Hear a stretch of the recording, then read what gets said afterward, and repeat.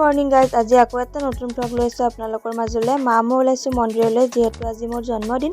আৰু মন্দিৰলৈ গৈ থাকোঁতে আমি লগ পালোঁ বাইদেউহঁতক আৰু একেলগে গৈ আছোঁ। আৰু অকণমান যোৱাৰ পিছতে আমি মন্দিৰ আহি পাই গ'লোঁ। আৰু মন্দিৰ আহি পাই অকণমান চাৰিওফালে আপোনালোকক দেখাই আছোঁ। আৰু এনেকৈ দেখাই থাকিম, আপোনালোকে ভিডিঅ'টো শেষলৈ চাব। আৰু ইয়াতে ধুনীয়া এটা কুঁৱা আছে। আৰু এইফালে দেখিছেনে কাছো, আজি পাৰলৈ আহিছে কাৰণে আপোনালোককো দেখাই দিছোঁ আৰু ময়ো চালোঁ। আৰু এইটো দেখিছেনে, জুম কৰি আপোনালোকক দেখাই দিলোঁ।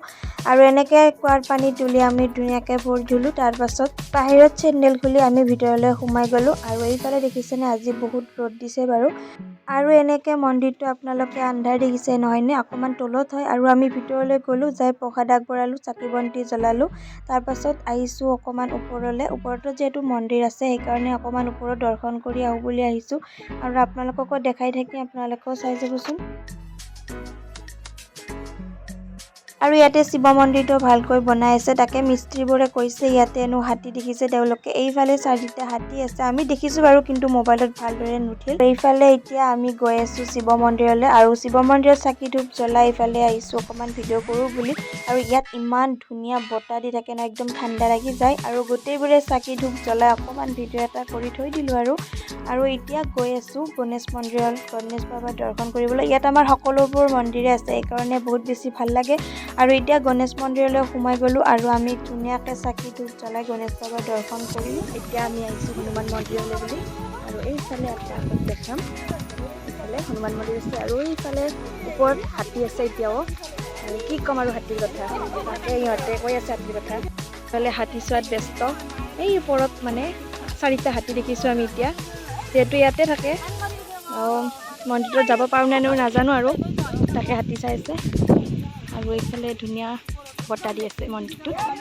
অকণমান পিছত আহিলোঁ বাৰু হনুমান বাবাৰ দৰ্শন ল'বলৈ। আৰু এইফালে হনুমান বাবাকো আপোনালোকক দেখাই দিছোঁ, আপোনালোকেও য'ত আছে তাৰ পৰাই আশীৰ্বাদ লওক। তাৰপাছত আমি ইয়াতো চাকি ধূপ জ্বলালোঁ। চাকি ধূপ জ্বলাই অকণমান এনেই আছোঁ। তাৰপিছতে আকৌ তলৰ মন্দিৰলৈ, মানে আমি য'ত মানে মেইন মন্দিৰটো মা দুধকৰি পীঠত নৈবাত দি আহিছিলোঁ, তাত আমি যাম। আৰু এতিয়া প্ৰসাদখন ভাঙিম আৰু সকলোৱে লগ হৈ খাম। আৰু ইফালেও খটখটি দিছে, আৰু এইফালেও খটখটি আছে, মানে দুইফালে দিয়ে তলৰ মন্দিৰলৈ যাব পাৰি। আৰু এইফালে দেখা দিলোঁ ওপৰৰ পৰা, আৰু বহুত ধুনীয়া, বেছি ভাল লাগে বাৰু। ইয়াত যেতিয়া মাৰৈ পূজা হয় আৰু বেছি ভাল লাগে। আৰু দুৰ্গা পূজাও হোৱা কৰিছে, সেইকাৰণে আকৌ বহুতেই বেছি ভাল লাগে। আৰু আপোনালোকে আহিবচোন, দৰ্শন কৰি আহিব। প্ৰসাদ খাম আৰু মা আৰু বায়ে প্ৰসাদখন আনিলে। তাৰপাছত এনেকৈ যোগাৰ পাতিবোৰ কৰি আছে। এতিয়া আৰু প্ৰসাদ খাম আৰু আপোনালোককো দেখাম। এইফালে প্ৰসাদ খাই আছোঁ। আৰু দেখিছেনে ছাগলীকেইজনী কেনেকৈ চাই আছে। আৰু মই অকণমান খাব দিলোঁ। বিশিষ্ট অতিথিসকল প্ৰসাদ খোৱাত বিজি, আৰু বামুণ ফোনত বিজি। প্ৰসাদ পাতি খালোঁ। তাৰপিছত আমি সকলোৱে এতিয়া ঘৰলৈ বুলি ওলালোঁ। আৰু এইবাৰ আমি ঘৰলৈ যাম। We are going to our house. মন্দিৰৰ পৰা ঘৰ আহি পালোঁ, অকণমান ৰেষ্ট লওঁ। তাৰপাছত আপোনালোকক লগ পাইছোঁ। আৰু এইফালে অকণমান পাছত আমি ৰেডি হৈ ওলালোঁ, মানে মা, মই, দেউতা, আমি যাব ওলাইছোঁ বিয়াখনলৈ। আৰু আপোনালোকক দেখাই থাকিম, আপোনালোকেও জনাব। আৰু আজি মোৰ জন্মদিন উপলক্ষে আপোনালোকে মোক আশীৰ্বাদ কৰিব, যাতে মোৰ আহিব লগা দিনখিনি ভালদৰে যায়। আৰু এইফালে গৈ আছোঁ, আৰু এটা ধুনীয়া লোকেশ্যন পালোঁ, আপোনালোকক ভাবিলোঁ দেখাই দিওঁ। আৰু ময়ো ভিডিঅ' কৰি গৈ আছোঁ। আৰু ইমান বেছি ভাল লাগিছে, দেখিছেনে চাৰিওফালে। আৰু দুয়োফালে পথাৰ, মাজতে ৰাস্তাটো ইমান বেছি ভাল লাগিছে নহয়নে বাৰু। আপোনালোকৰ কেনেকুৱা লাগিছে লোকেশ্যনটো কমেণ্ট এটা কৰি জনাবচোন।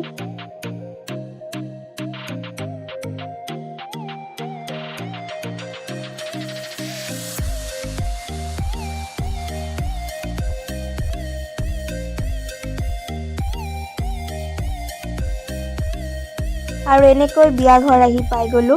আৰু আপোনালোকক দেখাইছোঁ। এইফালে কইনাজনী অকণমান ব্যস্ত আছে, সেইকাৰণে ভাবিলোঁ অকণমান দেৰিকৈ ভিডিঅ' কৰি আপোনালোকক দেখাম। আৰু পেণ্ডেলো দেখিছেনে, ইমান বেছি ভাল লাগিছে। আৰু কইনাজনী হ'ল আমাৰ DL Edৰ একেলগে কৰা বান্ধৱী, প্লাছ তাই আমাৰ ঘৰৰ ৰিলেশ্যনৰে হয়।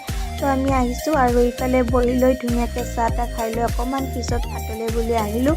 আৰু ভাত খাই আপোনালোকক লগ পাইছোঁ। আৰু ভাত খাই আহি মা মই তামোল চবাই চবাই বহি আছোঁ আৰু এতিয়া কইনাজনী নেদেখিলোঁ, তাই ভিতৰত গৈছিলে। সেইকাৰণে অকণমান বহি মানুহবোৰো যিহেতু আহি আছে তেওঁলোকক অকণমান ভিডিঅ' কৰি থৈ দিলোঁ। আৰু এইফালে দেখিছেনে কইনাজনী আজি তাইক বহুত বেছি ধুনীয়া লাগিছে। মোৰ তৰফৰ পৰা বহুত বহুত শুভেচ্ছা জনালোঁ অনুশ্ৰী, যাতে তোমাৰ এই নতুন জীৱনটো বহুত বেছি সুখৰ হয়। আৰু এনেকৈ আমি বিয়া খাই ঘৰলৈ বুলি ওলালোঁ আৰু দুটামান বস্তু কিনি মই ঘৰলৈ বুলি গৈ আছোঁ। আৰু এইফালে দেখিছেনে হাতীয়ে কৰিছে এইবোৰ অৱস্থা। বিয়া চিয়া খাই এইমাত্ৰ ঘৰ আহি পাইছোঁ। Good evening guys. আৰু এতিয়া মই সৰুকৈ এটা কেক বনাম ঘৰতে আৰু আপোনালোকক দেখাই থাকিম। আৰু আপোনালোকে জনাব আজি মোৰ ভিডিঅ'টো চাই কেনেকুৱা পালে। আৰু যদি ভাল পালে লাইক শ্বেয়াৰ ছাবস্ক্ৰাইব গোটেইখিনি কৰি দিব আৰু মোক জল্দি জল্দি আনকি কৰি দিব। আৰু আপোনালোকক দেখাই থাকিম নিজৰ ভিডিঅ'টো। মায়ে পায়সো বনাব আৰু মই কেক এটা বনাম আৰু ঘৰতে, আৰু কেনেকুৱা হয় আপোনালোকক দেখাম আৰু চাব। আজি ভাবিলোঁ অ'ৰিঅ' বিস্কুটেৰে মই এটা কেক বনাই চাওঁ।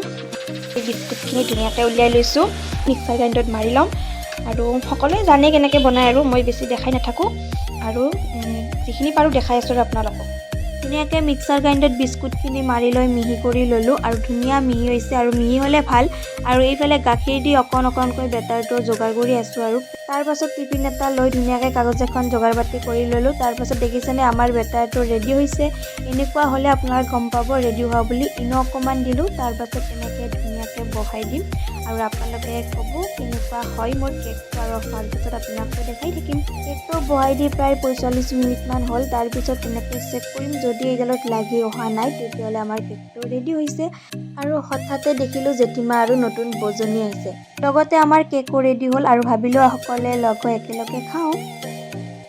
Happy birthday to you. Happy birthday to you. Happy birthday to you, Mainu. Gems chocolate মাটিতে পড়ল।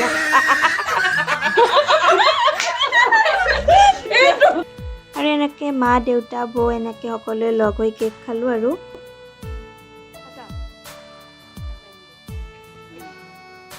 বৌহঁতক চাহ দিলোঁ, তাৰপিছত বা আৰু ভণ্টি আৰু এইফালে দাদাও আহিল। ভিডিঅ'ত ওলাব লাজ কৰিছে, কিন্তু মই বোলো অকণমান ৰাখি থ'ম। আৰু তেওঁলোকক ভাবিলোঁ আজি ভাত খুৱাই পঠাওঁ।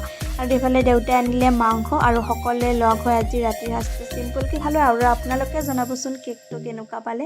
আজিলৈ ব্লগটো ইমানেই আছিলে, বেছি দীঘলীয়া নকৰোঁ, যিহেতু আমাৰ মন্দিৰত হাতীৰ উপদ্ৰৱ বেছি আছে। সেইকাৰণে এইখন ন'টিচ মাৰি দিছে, যোনে আহিব বিচাৰে সুবিধা হ'ব। সেইকাৰণে মই ভিডিঅ'ৰ যোগেদি আপোনালোকক দেখাই দিলোঁ। আৰু আজিৰ দিনটো মোৰ জন্মদিন উপলক্ষে এনেকৈয়ে কটালোঁ। বাৰু আজিলৈ ইমানেই আছিলে, বাই।